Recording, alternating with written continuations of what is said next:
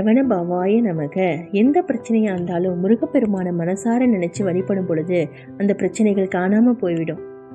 வந்த வினையும் வருகின்ற வல்வினையும் கந்தா என்ற உன் பேரை சொல்லும் போது விலகிடுமே. முருகப்பெருமானுடைய திருத்தலங்கள்ல மிகவும் புகழ்பெற்ற திருத்தலங்கள்ல ஒன்றானதுதான் திருச்செந்தூர்.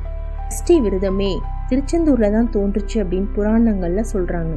முருகப்பெருமானின் அருளால் குழந்தை வரமும் திருமண வரமும் வேண்டுபவர்கள் இந்த முறையில் முருகப்பெருமானுக்கு அர்ச்சனை செய்து வழிபடுங்கள். நிச்சயமாக கைமேல் பலன் கிடைக்கும். இது பல பேருக்கு பலன் கொடுத்த வழிபாடு.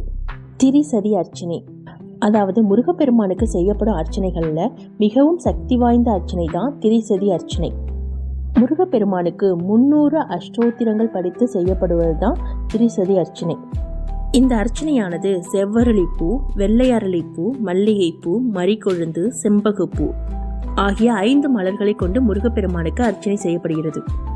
முடிந்த வரைக்கும் இந்த 5 மலர்களையும் நீங்களே வாங்கிட்டு போய் உங்க கையால கொடுத்து முருகப்பெருமானுக்கு அர்ச்சனை பண்ண சொல்லுங்க.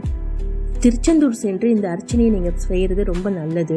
எங்களால் திருச்செந்தூர்லாம் போக முடியாது, ரொம்ப தூரமாக இருக்கும் திருச்செந்தூர் அப்படின்னு நினைக்கிறவங்க, நம்மளை சுற்றி அறுபடை வீடுகளில் குடிகொண்டு முருகப்பெருமான் நம்மளை பார்த்துட்டு காத்து கொண்டு தான் இருக்காங்க.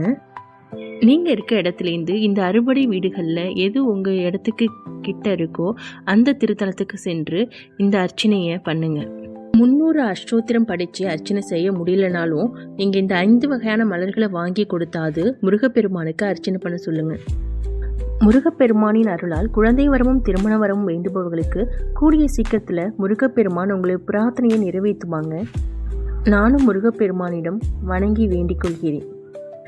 ஓம் சரவணபவாய நமக.